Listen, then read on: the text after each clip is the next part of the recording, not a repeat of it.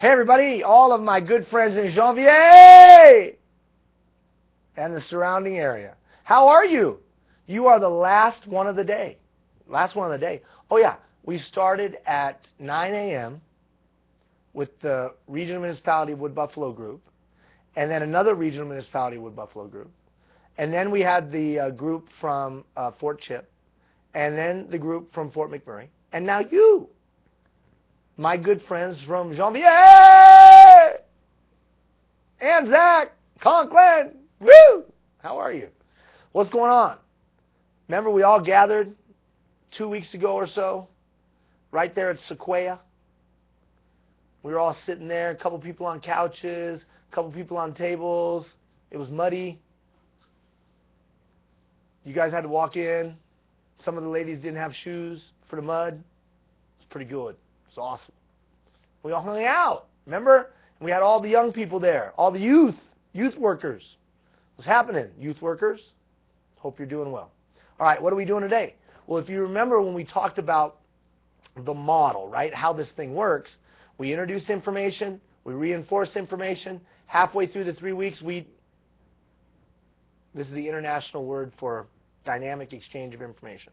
If a person goes like this to you in any country, that means exchange information. Or get the heck away from me. I don't know what that means. But anyways, here we are. How you like that Fort McMurray in the background there?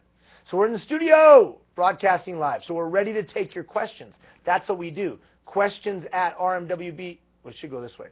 Questions at RMWBleaders.ca. Questions at RMWBleaders.ca. And Margie, say hi, Margie. Hello. Margie is in the chat box. She's also monitoring the international sign for iPhone. International sign for iPhone. She's monitoring the smartphone. She got Twitter. She got Facebook. She got the smartphone. She got it all going on there. You can ask your questions. So for the next 45 minutes, I'm just here to answer your questions. Questions at RMWBleaders.ca. Questions at RMWBleaders.ca. Or in the chat box. Or Facebook and Twitter. Now, here's the funny thing. Some people emailed in questions before. Very smart. Very well done. Gold star to you. Because that means we already have your questions and we're prepared to answer them. But we also can take your questions just on the fly, man. 45 minutes to talk about whatever you want to talk about. Every 3 weeks we hang out together. Now, next week, remember, next Wednesday, right there in Janvier at Sequoia. We'll all be hanging out. We'll have a good chat. But for today, we're talking about what? Igniting the fire. That change continuum. We're talking about the Leadership History Survey, and we're talking about whatever you want to talk about. Talking about whatever you want to talk about. So, put the questions in the chat box. Margie will read them. One more time, Jeff. Questions at RMWBleaders.ca. That's very good. I've gotten that now. Questions. It's opposite. It's opposite. Questions at RMWBleaders.ca. Just ask your question. This will be very, very boring because I'm not going to say anything unless questions come in. So I'm just going to sit here like this. Doesn't that make you uncomfortable, just the silence? What if I sat here for 45 minutes just like this? You would turn it off.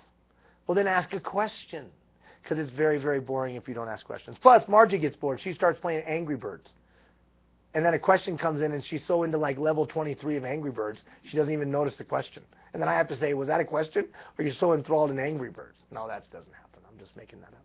And then, of course, as always, we got Jeff behind the glass, running the show. Cameras and everything. Watch him how you switch cameras, Jeff.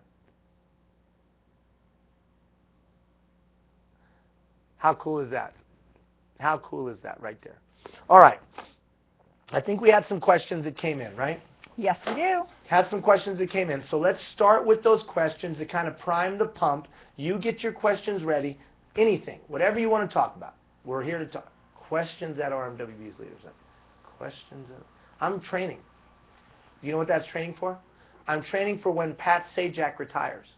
And when Vanna White retires, I'm going on Wheel of Fortune. Right there. Okay. Hit me, Margie. Question number 1. Question number 1.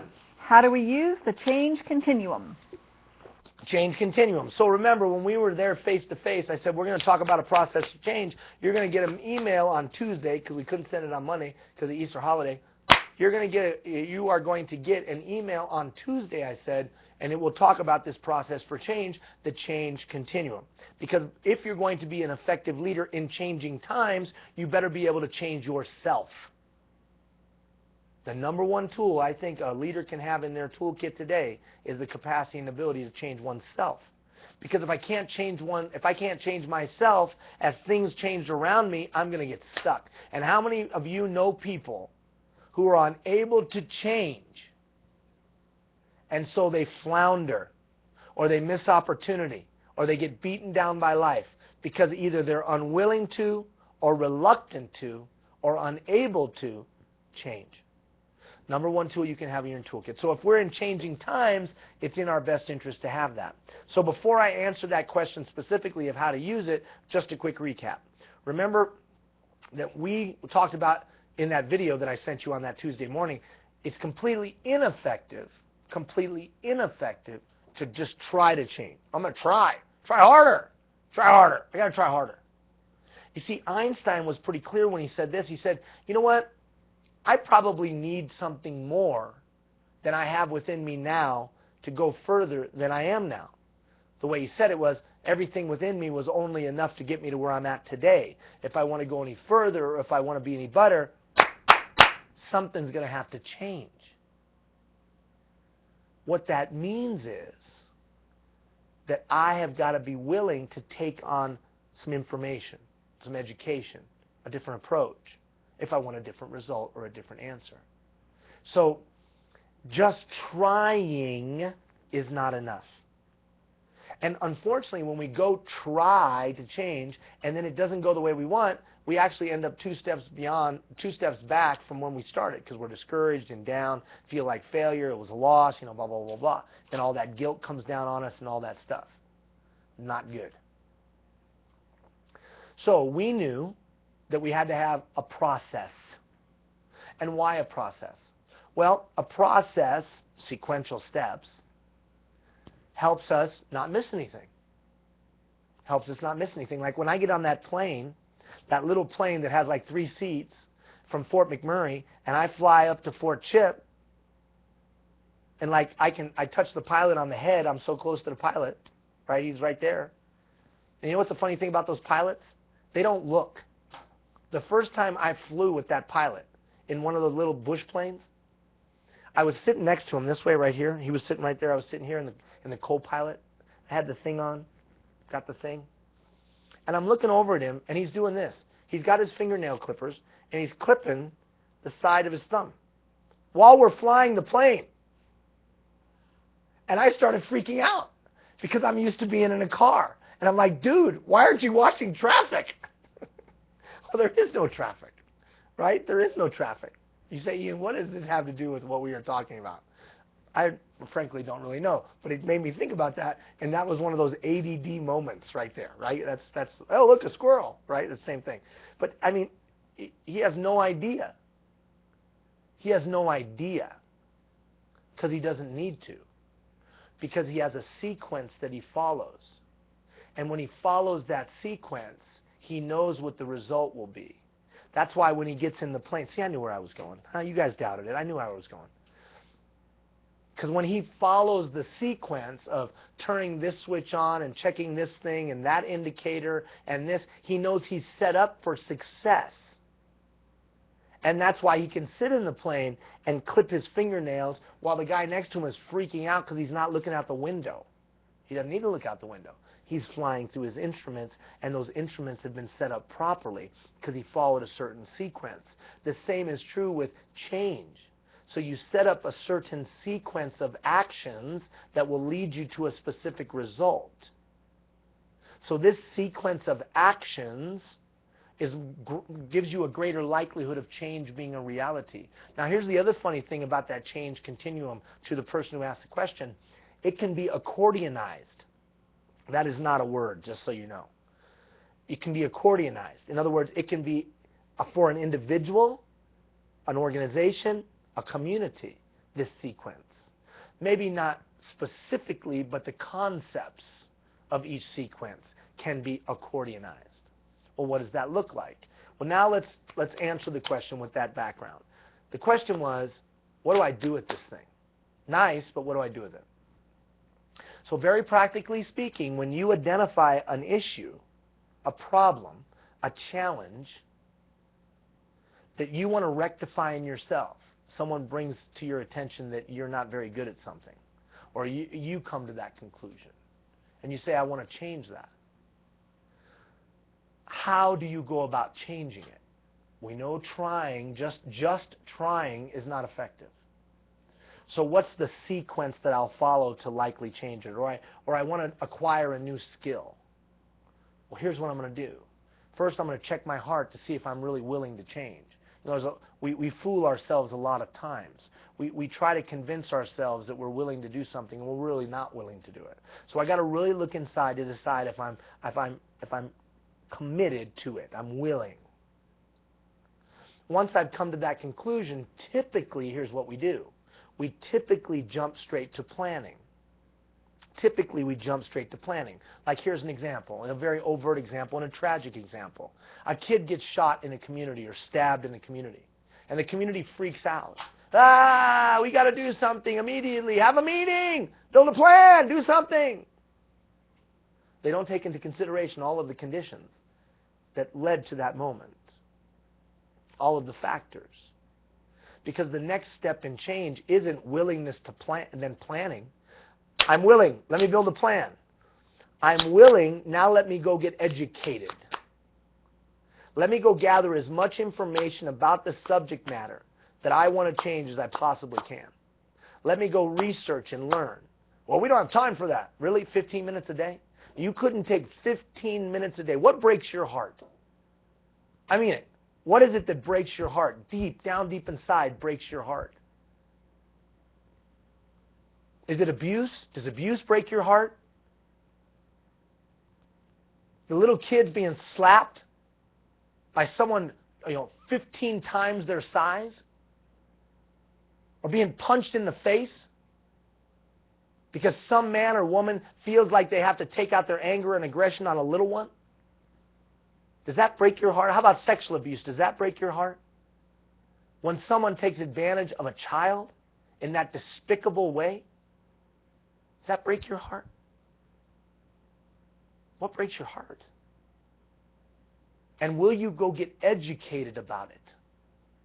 See, the world's full of good-hearted, well-meaning people that are completely ill-informed or uninformed, and they screw up the world every day. They screw up the world every single day because they didn't take the time to go get educated. So will you set aside 15 minutes a day to go get educated in the thing that breaks your heart? 15 minutes a day. Don't tell me that you care about something if you won't put in 15 minutes a day of learning about it. Well, where would I go do that? How about the University of Google? How about the University of Yahoo? How about the University of Ask Jeeves? Some of you younger youth workers, you have no idea what I'm even talking about, Ask Jeeves. I don't even know if it's around anymore. Whatever your search engine is, you go there and type in the thing that breaks your heart. Rural drug abuse breaks your heart? Learn more about it. Learn more about who's doing great things. Untapped potential breaks your heart? Learn about it. Learn about who's doing great things. So before you check your willingness, I'm willing, but before you build the plan, you go get the information you need. Because Einstein was right. Everything within me was only enough to get me to where I'm at. If I want to go any further, if I want to be any better, something's going to have to change. And that something changing means this. I go get more knowledge. I enhance what I already have so that my plan is better than it would have been a week before. You can have all the willingness in the world, but if you take the same information you had a week ago, you're going to probably get the same result. But it's not enough just to get education, right? It wasn't enough to get education. You had to have understanding. So let's be practical. Let's say I got an anger management problem. Somebody points it out to me. I'm willing to change. So instead of just trying to go change, I'm going to go learn as much as I possibly can. I'm going to take 15 minutes a day. 15 minutes a day and go to the University of Google, the University of Yahoo or whatever, and I'm going to I'm going to type in best practices in anger management or how to control one's anger or whatever. And I'm going to read all of those things 15 minutes a day. That's it, 15 minutes a day. Maybe for 2 weeks, 3 weeks. So I can gain more knowledge than I have now. But I'm going to take that knowledge and I'm going to commit to understanding it, which means I'm going to read about it. I'm going to hear about it. Well, how would I hear about it? Just go to freaking YouTube and type in anger management. But don't watch that show from, what's his name, Charlie Sheen or whatever. Just don't watch that. Or the movie with Jack Nicholson. Don't watch that. But I bet you'll get 500 speakers. You'll get 500 speakers talking to you about tips and ideas. So it's not enough to just get the knowledge. You've got to mold that knowledge to your specific situation. The only way to do that is really understand it. Really understand it. And how do I understand it? I write it, I hear it, I read it, I talk it, I think it, I try it. Because then I can take the concepts. I take the concepts and mold them to my situation because I truly understand the concepts. Now, that doesn't need to take 6 months. 15 minutes a day. 15 minutes a day for a couple of weeks. So I got education. Now I got some understanding. Now I build my plan. Now I build my plan because I went and got more knowledge and I understood it more than I did the week before. The likelihood of me building a better plan increases significantly. Now, you can do this whether you're a community or an individual. And what do those plans generally look like? Specifically, clearly defined outcome, with clearly defined timelines, with clearly defined action steps. So what does that look like? I don't want to be angry no more. Here's what I'm going to do. Every time I get angry, I'm going to walk around the building 5 times. When am I going to start that? Today. I'm going to read 2 books on anger management. When am I going to start that? This week. It'll be completed by the end of April. I'm going to take an anger management course online. That starts in May 15th. It'll be over by June 1st. Clearly defined action steps. Right? So clearly defined objective with clearly defined timeline with clearly defined action steps. And I'm going to put that plan on paper to make it real and tangible, trackable. And then I'm going to give it to somebody else. So I take my anger management plan, I hand it to some people I care about. Trust. I say, hold me accountable to that plan. Remember, I'm still answering that question of that individual who said, how do I use this? So you've been doing that for 20 minutes. I know. I'm being very practical, though. Put it on paper. And then the final step, give it to somebody else. Then the final step is I'm going to gather those somebody else's together, either one-on-one or in a small group, and say, okay, how am I doing on my plan? Analysis to see if the plan is still relevant and effective. Here's the funny thing. You do that, I can almost guarantee you some change is going to occur. Or at least you could give me this. You would give me that the likelihood increases significantly. It increases significantly. Change. Are you willing to change? Now, where's this going to come in handy? In a couple of weeks, when I ask you to pick out the one thing you're going to change. And then you're going to push it through that continuum. Push it through that continuum. Push it through that continuum. And then changing is going to become part of the 80% of your unconscious behavior. It's not going to be, how am I going to change? You have a system, a process. You have a process. You have a process. You have a process. All right. Do we have another question? I think we do. Love the program so far. What would you recommend we do each day to use it best? I want to thank my wife for sending in that question. I love the program so far. No, I'm just kidding. I want to thank my cousin for sending it. Okay, you love the program. I'm awesome. I think that, or I'm not awesome. That's awesome. I'm awesome. That's a Freudian slip. I'm awesome. That's awesome. I'm glad you're enjoying it so far. What would I suggest you do every day? Okay, so first of all, there'll be some times when there's daily assignments, like this week. You know, here's this leadership history survey. Each day I want you to take 3 questions or 4 questions. I want you to write them down or think about them. Specific assignment every day, right? Other times, like coming up next week, there'll be a general assignment. Do this every day generally. And then when there's no assignments, there's just that email at the beginning of the week that kind of is an idea that I want you to think about. I would challenge you to take my idea and go see what other people have to say about it by going to the University of Google.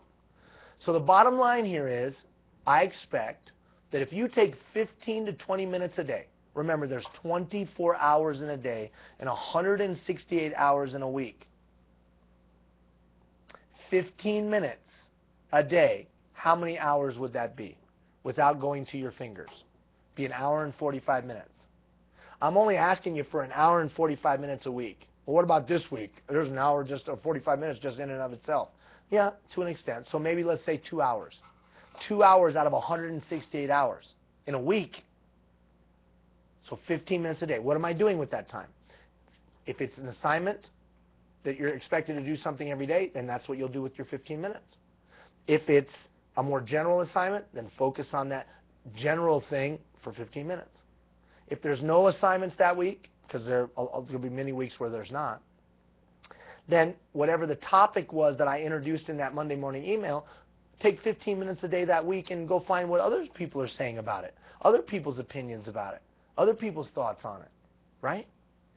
If you'll do that, if you'll take 15 minutes a day, I promise you'll be better at the end of this thing than you were at the beginning. I promise you. So that's what I would do if I was you. Next question. Hey, well, don't forget, questions.rmwbleaders.ca. Now, some of these people were smart. They sent in their questions prior. So don't forget, you can email in your question, questions.rmwb.ca. Or you can put them in the chat box where Margie is hanging out. She's hanging out in the chat box. She's one of those kind of people that hangs out in chat boxes and forums all over the world. She's better known as Hot Mama. That's not true. She's not better known as. She's better known. What kind of dogs do you have? A Doxy and a Cavalier. A Cavalier. She's Hot Cavalier Mama. Hot Cavalier Mama. So if you see Hot Mama Cavalier, Cavalier Hot Mama in a chat box, you know it's Margie. Hey, listen. So put your question in. Okay, questions. Now, these people were smart. They sent their questions in. And frankly, we've only got, how much time we got? We don't have that much time left. We got 20 minutes left. So these people that sent in their questions prior are going to get their questions answered. Now, what if we don't get to your question? If we don't get to your question and you sent it in via email, then I'll make sure I respond to you. If you put your question into the chat box, I can respond after the broadcast is over if we don't get to your question. So we'll try to get to all the questions. All right. With that said, Margie, you are up. How do we get a certificate of completion? How do we get a certificate of completion? So now look, we're going to give out certificates at the end. We'll have certificates of completion, we'll have certificates of participation, and we will have nada, which means nothing. So here's how we evaluate it, because we track you. You have assignments, very, very few. There aren't a lot of assignments that you'll have to do. Make a commitment to your one thing, turn in the life's 5 most urgent questions. There'll be some minor assignments that you have to do. So the assignments weigh heavy. Then there's the opening of the weekly emails, the watching of the weekly videos. That weighs heavy. And then there's coming to the face-to-face activities. That doesn't weigh as heavy. Why not? Because the program is available 24/7, 365, and some people will never come. They'll always watch it on Sundays in their pajamas, right? So we don't put as much weight on that as we do the other things. If you participate in those 4 things, 70% or more weighted towards the beginning of my little dialogue there of the assignments and emails and videos. 70% or above, completion. 50 to 70, participation. Under 50, nada. Nada. My fine Hispanic Latino friends who taught me nada, which means nothing. You get nothing. Well, wait a minute. Why do I get nothing? Because you didn't participate 50% of the time. Now, if you say, yeah, Okay, I didn't open the emails, but I went in the archive and looked at them. Well, then email me and we'll talk it out. But generally speaking, that's how you get a certificate. 70% or above, completion, 50 to 70, participation, under 50, nothing. And here's the great thing about that, they're pretty cool certificates. They're pretty cool certificates. They look great. You put them in a frame. We send them to you, you put them in a frame, they look great. Okay, so hopefully that answers your question. And I would hope that you would participate 70% of the time. And we give it to you in 100 different ways, right? You don't have to be part of this live session. You might be watching this right now on Sunday morning, right? The 13th, right? Is it 13th Sunday? Sunday morning the 13th. So, or Monday the 14th. I don't know. And that's the beauty of this. You don't have to be involved in the live. Okay? All right. Margie, next question. Please explain the Leadership History Survey's meaning. Please explain the Leadership History Survey's meaning. Okay. So on Monday, I sent you this Leadership History Survey, right? And I said to you, hey, I want us to look back to move forward. I said, let's look back to move forward.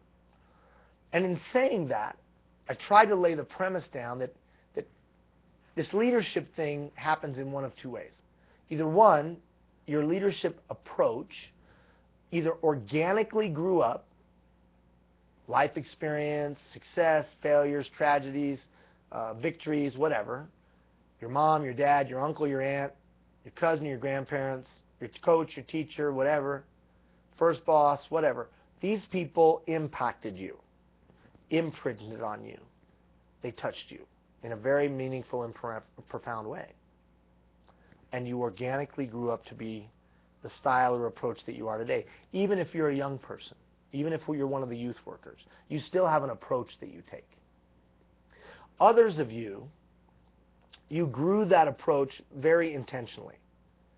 You went to school, or you studied, or someone mentored you, or someone grew you, or developed you, and you were a student of somebody, and however you got here doesn't really matter. It's what are you? And what were the contributing factors to you getting here? And how deeply rooted are those contributing factors, good or bad? And then finally, the real question is either way, and what you've become, what the times require. So the looking back to move forward concept is about helping you understand how you became what you are now. And it was the vehicle for doing that was this Leadership History Survey. So 12 questions, right? 12 simple questions.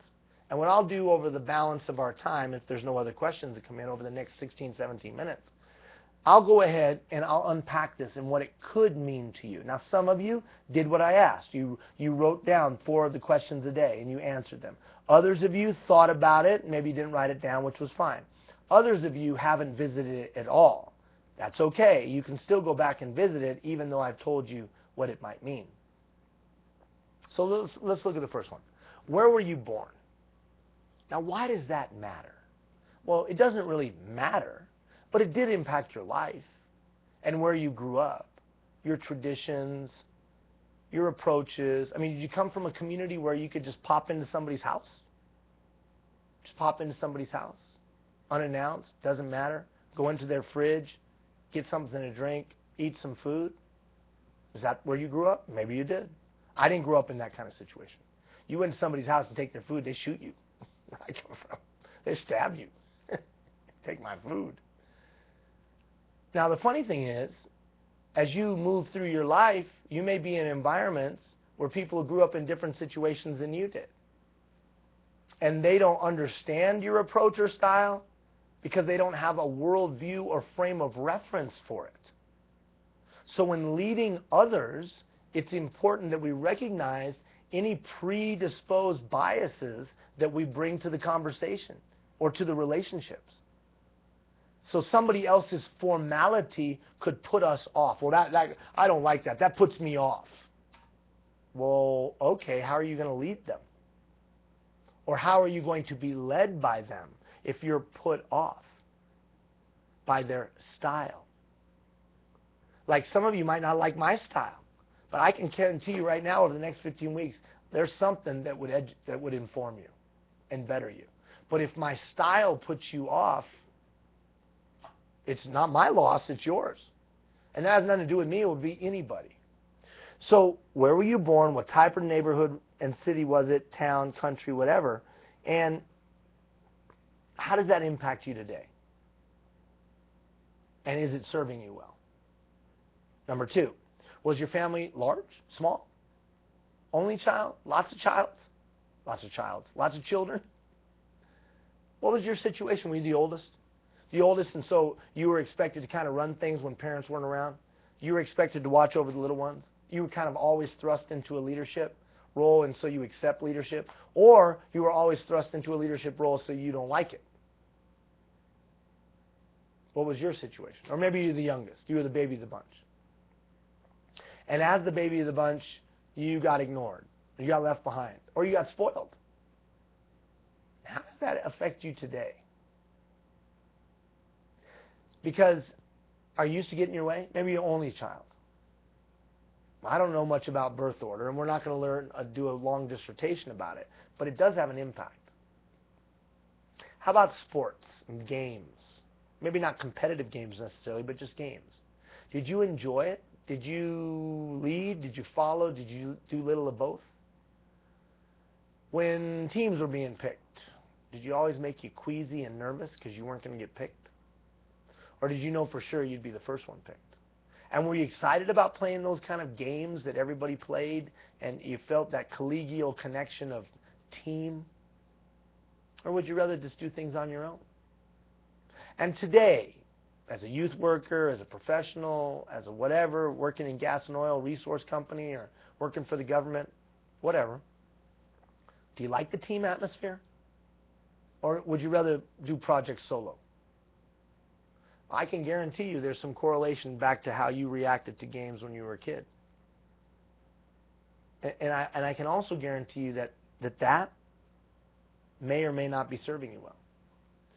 Well, don't use an athletic metaphor. Life's not sports. Well, I agree with that. Life is not sports. But when I say this, take a bunch of different people with a bunch of different backgrounds, with a bunch of different talents, experience, and interest, and move them towards a common goal. Is that a lacrosse team, or is that a workplace? Is that a hockey team, or is that a nonprofit? Is that a basketball team, or is that a government? And its employees. It's the same. So there is some correlation to how you related to those kind of games and activities, sports activities, back then to today. And again, is it serving you well? Sounds like a broken record, doesn't it? Is it serving you well? List the friends that you grew up with. What did you especially like about each of them? What were the attributes and qualities that you gravitated towards? What were the attributes and qualities that you liked the most? Oftentimes we spend our whole lives trying to seek out people that were just like our friends when we were young. And then either we're unfulfilled or we connect with them and we feel good. I would caution you, and I would ask you to thoughtfully consider the following. If all I ever do is hang around people that look like me, smell like me, taste like me, go where I go, do what I do, I might feel comfortable, but I probably don't grow. Huh? Well, I might not grow. That is an advantage to meeting a bunch of people that aren't like you, is that they expose you to a bunch of different stuff, a bunch of different insight, life experiences, wisdom, understanding, perspective. You might not accept their wisdom, perspective, understanding, or life experience, but at least it exposes you a different view. And you say, that was interesting. And you grow. You live a fuller and more robust life. If all I get is one perspective always, all the time, that's pretty myopic. I probably won't be a good problem solver. So take a look at those friends, what they taught you. Look at your friends today, what they're teaching you. Is there something missing? Name an adult, a parent or other adult, you were close to as you grew up. What leadership qualities did that person exhibit?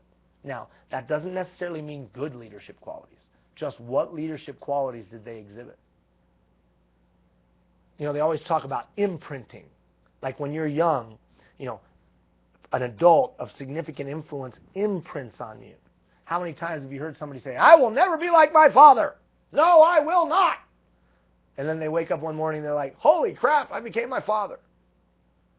Because the imprinting. So who was that adult? What were the leadership qualities that they exhibited? And how has it affected you? How has it affected you?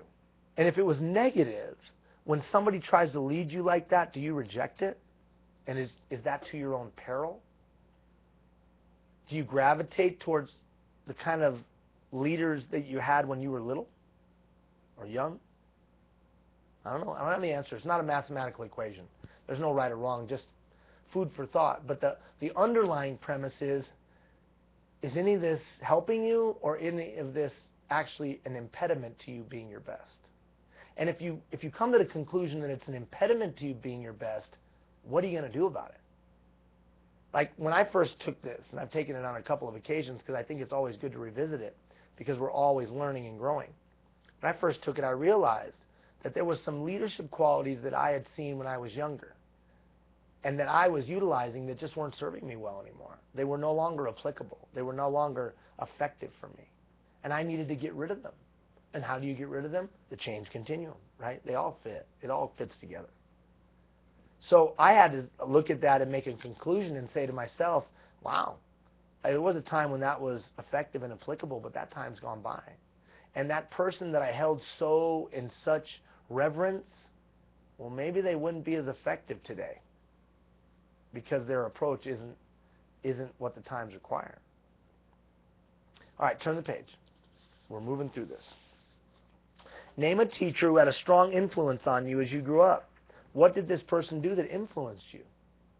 Now, here's the funny thing about that. It's going to give you some insight into the teaching style that you like and the teaching style you do best with. And, of course, you want to try to seek out those kind of learning experiences because you're probably going to thrive. And what was it that this person did that influenced you specifically? Why that question? Why that second question of number 6? One, are you still doing it? So the learning that they provided you, you might know it here, but you're no longer doing it. So you need to be reminded. Or 2, it may no longer be effective. May no longer be effective. What was your first real job, and what leadership learning did you attain from that job? You know, the first time we're introduced to work can usually be a pretty profound experience. Oftentimes we just get thrown in, and then we've got to survive. Then all of a sudden we're in a position of responsibility, and somebody comes on board. Do we provide them the same experience that we had when we first came on board, our first job? Or do we learn from that and try to do better for them? Either way, what did you learn when you took on your first job? And how is that manifesting itself today, both good and bad? Are you using that learning experience to ensure that nobody else goes through what you went through? Or are you using that learning experience to ensure that everybody goes through what you went through? How are you transferring that learning to today? List all the jobs you had in your career. And what's the point of that? A good leader, in my opinion, today's effective leader, today's community builder, knows when they are in the right spot. In other words, they know they're what golfers call the sweet spot. That baseball players call it the wheelhouse. Or you can call it the zone. So by listing your jobs that you've had, even you younger ones, the jobs, you look for trends. Was there certain environments and certain situations where you were the most successful? Were there other situations where you just didn't do so well? For me, it's taken me a few years. I'm 47. Ian, you look so young. Thank you so much. So it's taken me some years to understand where I'm at my best and where I should avoid. See, when I look for those trends, I can see where I've done well. Let me put myself in that position. I can see where I haven't. Let me avoid those situations. By doing that, I can create an environment where I'm more likely to succeed. Many of you know that my wife and I have an organization that we started called Let Them Be Kids. It's done phenomenal things. But you know what? I'm coming to the end. You're going to shut it down? No, I'm coming to the end. My skill set, my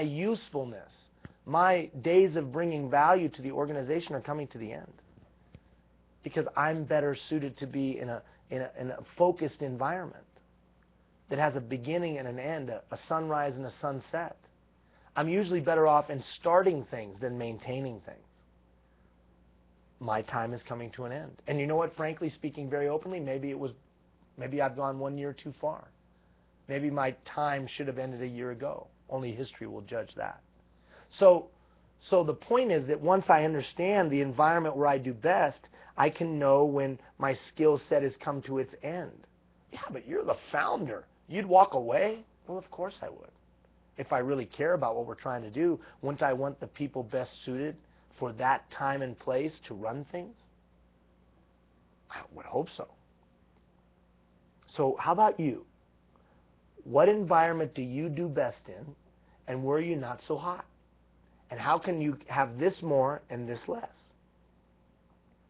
Next, number 9 and 10. These are the most important questions in the whole gig, man, in my opinion. Who was your best boss? In what ways was this person a good leader? The answers to that question will give me clarity and insight into what you expect from a leader. Absolute clarity and insight into what you expect as a leader. And once I know that, I know how you want to be led. I know what you want from a person. I know what you want from a leader when you tell me who your best boss was. Now, side note, an assignment that I'd like you to try to do by next Wednesday. Now, if you can't, I understand. It's a short time frame, especially with 2 weekend days in there. Whoever this person was that you wrote down, this best boss or best leader, I want you to track them down. I want you to call them on the phone. I want you to send them an email, but try to call them at minimum, or go see them if you can, if you know where they are. And I want you to tell them something. I want you to tell them that they were your best leader or your best boss. I want you to call them, and I want you to appreciate them. I want you to thank them for the time and the energy and the effort that they put into your life. I want you to take the time to thank them for the hard work, the commitment they made to you personally. I want you to show gratitude and thankfulness for the difference this person made in your life. Now, why would I want you to do that? Well, first of all, in today's day and age, we long for leaders that show gratitude, that understand they can't do things on their own, that realize the I did it myself, bootstrapped it myself attitude is no longer applicable. Secondly, I want you to realize the difference you could make in somebody's life by sharing that information. Don't you think if you called that person or went by and saw them or whatever it might be, that you might make their day, their week, their month, their year? You might even maybe change their life? Perhaps. And then finally, I want you to contemplate and thoughtfully consider that you could be somebody's answer to question number 9 someday. Somebody was number 9 to you, and you will be somebody's number 9. You will be a number 9 to someone else. Because you're either going to be 9 or 10. Because 10 is the worst boss. And if you're not striving to be 9, you might as well be 10. When people say this, what kind of a leader are they? Well, I don't know, they're okay. You might as well be 10. Because you have an opportunity to make a significant difference in people's lives. So will you take advantage of it? Now remember, I'm talking about leaders without titles as well. You don't have to have a title to make a difference in somebody's life. You don't have a title. You don't need a title to impact somebody positively. So the purpose of this exercise is to show gratitude, to understand that you don't do things by yourself, and to remind you that you have the opportunity to be answer number 9 to somebody else. How about question number 10? Who was your worst boss? Don't call them. But think about it. Because that clearly articulates what you don't want and won't tolerate. The challenge is anytime your current leader, someone who's leading you now, exhibits qualities of that poor leader, do you reject them? In other words, when that person who's leading you shows a little bit of that, of a behavior or a style of a leader from the past that wasn't so hot, do you immediately reject them and shut them off and fundamentally say, oh no, you're no good? And are you doing that to your own peril? because they might have something to offer you, something that you could gain. And just because they exhibit a quality of a bad experience you had in your past, in your autobiography, doesn't mean you should count them out completely. They might have something to teach you. Just because you don't like it or don't feel good about it doesn't mean you can't learn from it. I didn't feel good yesterday when I was running sprints because my wife and I are training for this goofy race, 10-mile race where you do all these obstacles and stuff. This is the dumbest thing I've ever heard. But we're doing it, which means I got to run sprints, and I wasn't excited about that. But this morning, I'm in better shape, and every day I get a little slimmer. I will no longer be the chubby brown man in a few more weeks. I will be the svelte tan man, not the chubby brown man. But there's some pain and some difficulty that I have to go through to get to that place. It is uncomfortable. It's not fun. And sometimes being led by people who exhibit qualities of our worst boss isn't fun. But there's still opportunity to gain and to learn. Now, if you're in a current leadership position, these two questions given to your direct reports can be a phenomenal resource for you. Because they'll define, question number 9 will define how they expect you to lead them, and question number 10 will absolutely clarify what they don't want in any way, shape, or form, what they will not tolerate. So do that exercise. Make that call. All right? Make that call. Okay, number 11, quickly. Identify mentors, formal, informal, who influenced you. What changes have you made as a result of that influence? First, it identifies the kind of mentorship you like, so you can go seek that out. And second of all, are you doing what they taught you? Or have you forgot it along the way? Finally, what significant piece of leadership advice would you give to another human being? Now, on the surface, this sounds really good. And the meaning is to some extent evident, but not so much. The first is this. What is that leadership thing that you hold on to and you hold dear? Because that's probably the most significant piece of leadership. If you're giving it as great leadership advice, it's probably something you hold dear, which is great. Are you doing it? Or are you just talking about it? And then secondly, is it a piece of leadership advice that still fits you if you were giving it to yourself? Huh? Well, like, here's one. Never ask somebody to do something that you wouldn't do or couldn't do yourself. That sounds really good. Yeah. I should never ask somebody to do something I can't do. But you know what? When I had 1,100 employees that were underneath my supervision, guess what happened? There was a whole bunch of them that I would ask them to do things all the time that I couldn't do. Because they were better at it than me. They were a better chef. Or they were better at this thing or that thing or baking or whatever. They were better running a hotel than I was. I mean, they were just better. They had more knowledge. So there becomes a point in time when we get to a certain level of leadership where every day we're asking people to do things that we have no idea to do. We might have some knowledge, but certainly not the expertise that they have. So that is a golden nugget of leadership. Never ask somebody to do something you wouldn't do. But it's for a certain time in a certain place at a certain level of authority. So that great leadership advice that you would give, is it still applicable to you today, or was it for a time gone by? Leadership History Survey. Ian, you asked a lot more questions than you gave answers. Yep. Because this is trying to make you think. Trying to make you think. Introspection. Introspection. Looking back to move forward. Now, next week when we meet, we're going to start the first competency. Agent of change. Be very exciting. But for now, the change continuum. The Leadership History Survey. Igniting the process. How did I become the leader I am? And what do I want to do moving forward as a leader? I appreciate that you're taking the time. Those of you from the Janvier community and from the surrounding area, youth workers, business people, RMWB employees, Onsley staff and participants, all of you guys coming together there at Sequoia. We're sitting down and we're growing. We got about 20 of you, right? 25. We're just growing together, man. We're going to create a learning group, learning community. So I really appreciate that you're taking the time. Because you're going to make your community a better place because you're a community builder. And you're going to take the tools that we're giving, that you're taking, that you're growing with, and you're going to go lighten the burden of your fellow man. Certainly it's going to benefit you and your family, but you're going to lighten the burden of your fellow man. And I thank you for it. Now have a great weekend. Don't forget to make that phone call. Seek out your best boss or best leader and tell them so. And then we'll see you on Wednesday. Take care, everybody.